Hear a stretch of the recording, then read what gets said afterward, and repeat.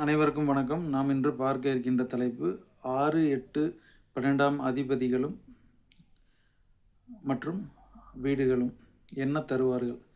பொதுவாக லக்னத்திற்கு 6, 8, 12 அதிபதிகள் ஒரு கலப்பு பலன்களாக நன்மை தீமை இரண்டையும் கொடுக்கின்ற ஒரு பாவங்களாக வருகின்றன. பொதுவாக இதில் தீமை மிகுதியாகவும் நன்மை சற்று குறைவாகவும் ஏற்படுகின்ற ஒரு அமைப்பாகவே இருக்கும்.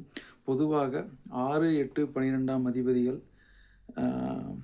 6, 8, 12 இருந்தாலும் ஆட்சி பெற்றாலும் 6ஆம் இடத்தின் தன்மைகளை கொடுத்தே லக்ன வலுவிற்கேற்ப அதன் கெடுபலன்கள் மீண்டு வருவது அல்லது மீண்டு வராமல் தவிர்ப்பது போன்ற அமைப்புகளை நாம் கண்டுணர முடியும். பொதுவாக 6, 8, 12 எந்த ஒரு ஆதிபத்திய கிரகமும் 6, 8, 12 மறையும் பொழுது சுபபலன்கள் ஏற்படுவதில்லை. ஆதிபத்தியம் காரகத்துவம் சார்ந்த விஷயங்களில் குறைபாடுகள் இருந்தே தீருகின்ற ஒரு அமைப்பாகவும் ஏற்பட்டு விடுகின்றது.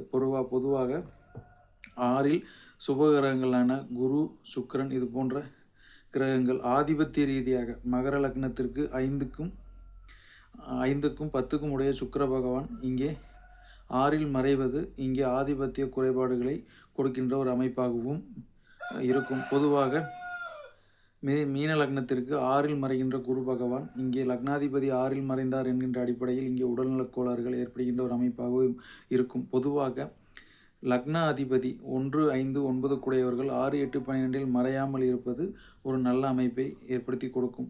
பொதுவாக 6, 8, 12ஆம் வீடுகளில் 6ஆம் வீடு என்பது நல்ல வேலை, சமூக சேவை, கடன், நோய், எதிரி, வம்பு வழக்கு இது போன்ற அமைப்பையும் கொடுக்கின்ற ஒரு இடமாக 6ஆம் இடம் வருகிறது.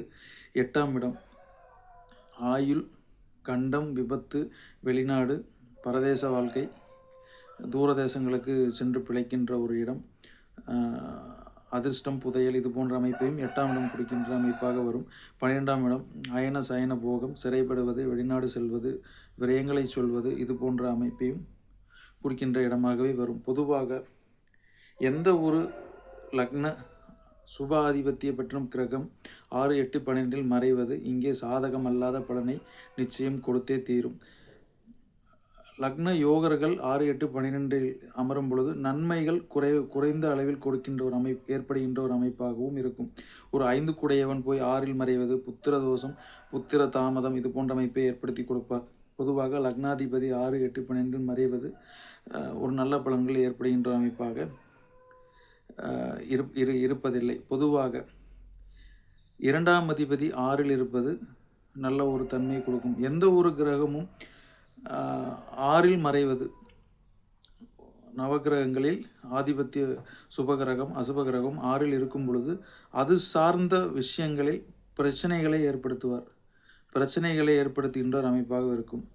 8 என்பது 8, 12 என்பது 6ஆம் இடத்தை விட 8, 12 என்பது இங்கே ஜாதகருக்கு ஒரு தன்மைக்கு 7ஆம் அதிபதி 8இல் அல்லது 7ஆம் அதிபதி 12இல் நிரந்தர தடை ஏற்படுகின்ற ஒரு அமைப்பாக 6ஆம் இடத்தை விட 8, 12 மிகவும் மோசமான பலன்களை ஏற்படுத்தி கொடுக்கின்ற அமைப்பாகவே இருக்கும். கிட்டத்தட்ட 6, 8, 12 இருக்கும் கிரகங்கள் ஆதிபத்தியம் சார்ந்த விஷயங்களில் குறைபாடுகளை ஏற்படுத்தி கொடுக்கின்ற ஒரு அமைப்பிலே இருக்கின்றதாக நாம் பார்க்கின்றோம்.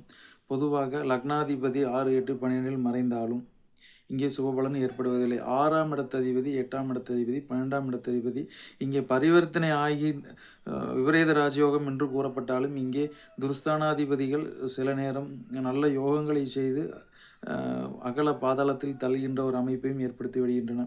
பொதுவாக 6, 8, 12ஆம் இடத்திற்கு குருவின் பார்வை அல்லது லக்ன யோகரின் பார்வையில் இருந்தாலும் அந்த 6, 8 12 நல்ல பலன்கள் குறைந்து நடக்கின்ற ஒரு அமைப்பாகவே இருக்கும். தீமைகள் குறைகின்ற அமைப்பாகவே இருக்கும். அதே சமயம் இங்கே யோகங்கள் வாரி வழங்கும் என்று நாம் எண்ணிக்கொள்ளவும் கூடாது. பொதுவாக ஒரு கிரகத்தோடு ஒரு கிரகம் இணையும் பொழுது யோகங்கள் உருவாகின்றன. பொதுவாக அதன் அடிப்படையில் இங்கே துருஸ்தானத்தில் 6, 8, 12 அதிபதிகள் ஒன்று கூடியிருந்தாலும் இங்கே விபரீத ராஜயோக பலன்களை செய்தாலும் பிறகு 6, 8, 12 பலன்களை கொடுத்து பிறகு ஜாதகரை கெடுக்கின்ற ஒரு அமைப்பாகவும் இருக்கும்.